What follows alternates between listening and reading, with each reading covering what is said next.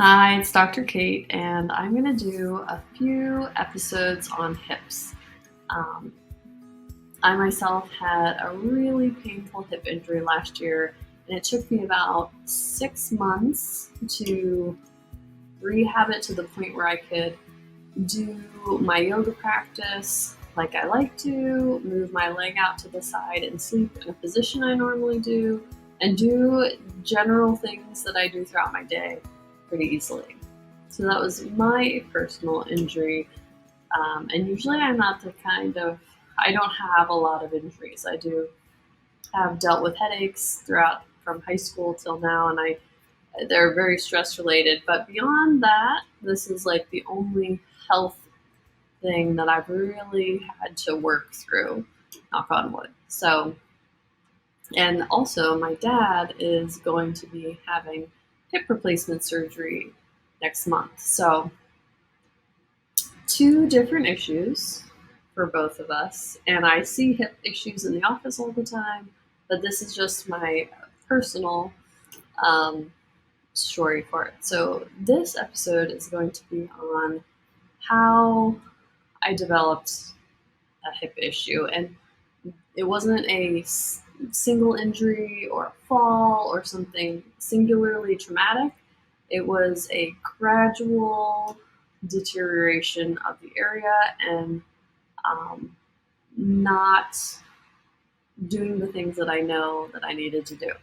So you really have to go back to how my childhood and how I'm predisposed to doing things. And when you're aware of these things, then it makes it easy to avoid injuries that are going to crop up. So, because I'm in this field, I knew that I was predisposed to this injury, and I usually do what I call prehab exercises, so rehab is something you do after you've had an injury. Prehab is something you do to prevent an injury. So, I know this about myself. I know I'm predisposed to having this kind of thing happen, but I got lazy. I didn't do my prehab exercises, and I developed an injury, and it really gave me a reality check that I have to take the time to do these things, or I will be in a lot of trouble, and it could have been worse, and it could have led to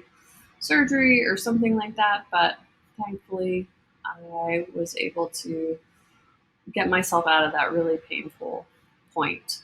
So, how it all started, the most painful part of it was last winter, and I had been just really busy with a move and remodeling and all of these things. So I stopped doing my prehab exercises in the fall of last year, so 2020. And then by January, I had excruciating pain in my left hip whenever I externally rotated it, or when you're in a seated position and I would bring it out to the side. So if I was lying in bed and brought my left knee up and out to the side, it was so sharp it would wake me up. I couldn't even sit at the head of my treatment table because I would have to bring my knees apart to have them on either side of the headrest. I would have to do a half kneeling position at its worst. I couldn't do sit cross-legged, so I couldn't do lotus pose in my Ashtanga practice. I couldn't do a lot of the seated stuff. I won't bore you with the Sanskrit names, but there are a lot of poses that I could still do fine on my right side, but I was completely, it wasn't the kind of pain where you're thinking, oh man, I am really tight. I am just going to, stretch it and push into it and it's just going to loosen up. No, this is like a sharp, I cannot go any further pain. So whenever I give exercises to patients, I'll say, if it feels tight, that's fine. Just don't go into that place of sharpness. And typically people can feel the difference for that. So for me, this had hit a place of sharpness. So when you think of what the hip looks like, you've got the top of the femur, which is that long leg bone, and then sticking out of the side is this like ball, and it sits in a cup-like surface that's in the pelvis. So the ball should sit here, and it right in the center of the cup. And it should, as your leg's moving, it should move nice and smoothly in that cup. And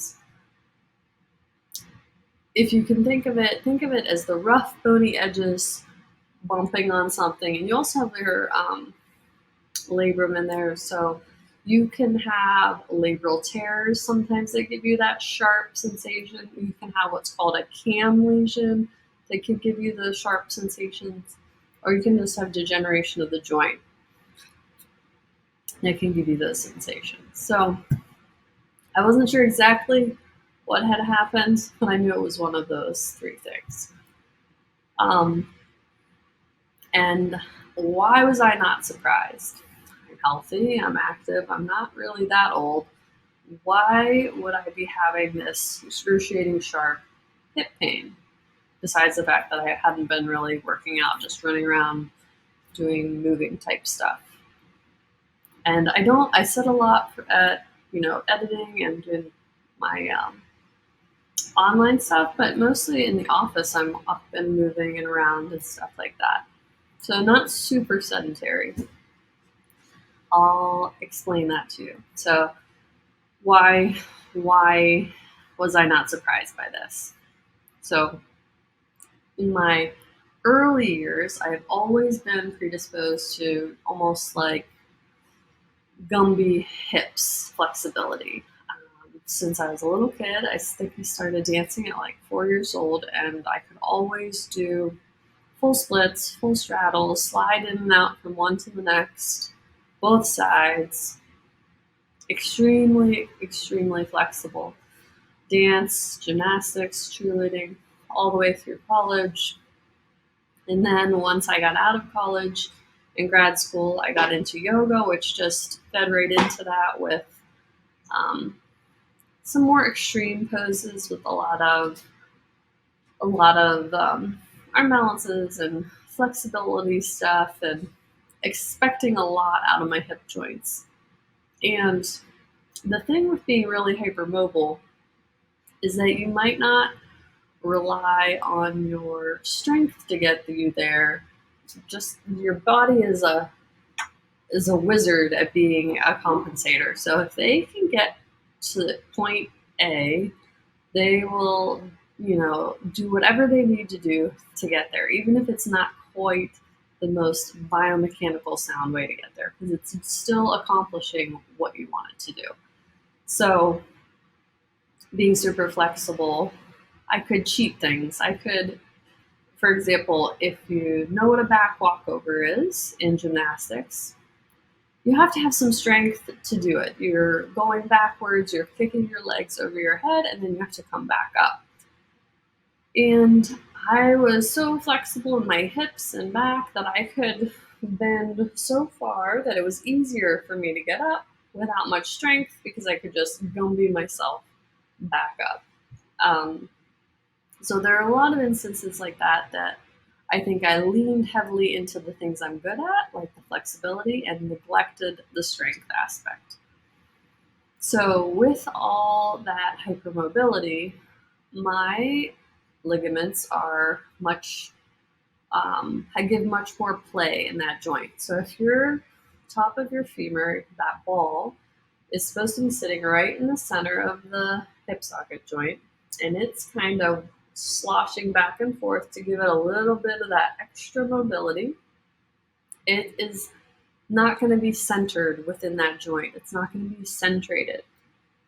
Combine on top of that, so you've got these lax ligaments that aren't keeping it nice and snug in there, and then you've got muscles playing into it. So all these different muscles are attaching in and around the femur, controlling where it sits in the hip joint.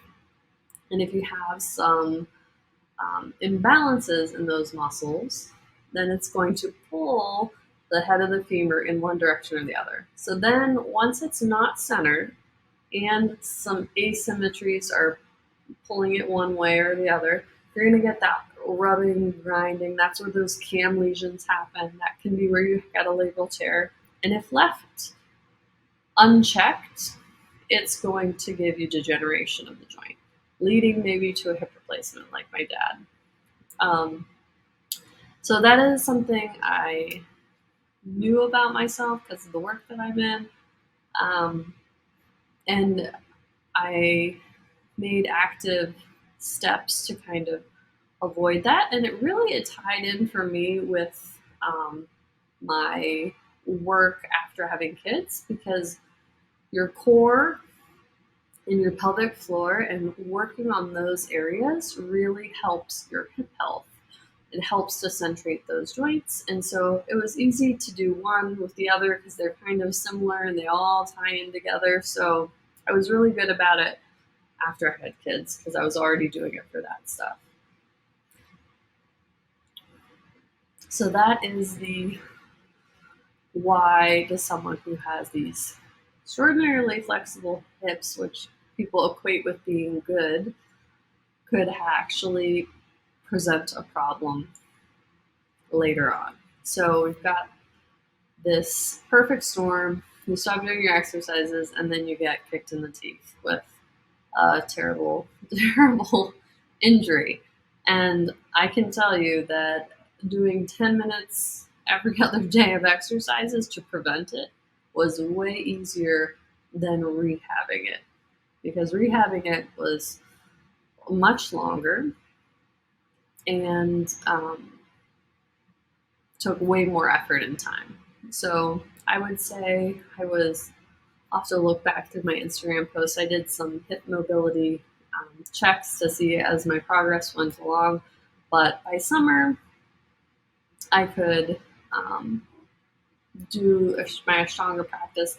Now it still feels tight, but it doesn't have any of that sharpness that I had experienced last year. So it's been a year and I don't have any sharpness, and I can fully practice my Ashtanga yoga practice, but it does feel tight, which isn't necessarily a bad thing, because do you really need a huge amount of play in that joint? I am willing to sacrifice a little bit of that extra play in my hip joint if it means I won't be getting a hip replacement soon. So now for my dad, he is getting a hip replacement next month, and he's actually weirdly flexible for a guy, and probably people who know him wouldn't think this about him, but he actually does have some flexibility, but his sports weren't dance or gymnastics or anything like that. It was basketball, football, motocross, golf, so more contact type impact sports. So his might have been more wear and tear. I mean, they're both wear and tear issues, but one's more impact and one's more of degeneration through that play, that laxity of the ligaments. So two different things, both equaling, that same endpoint.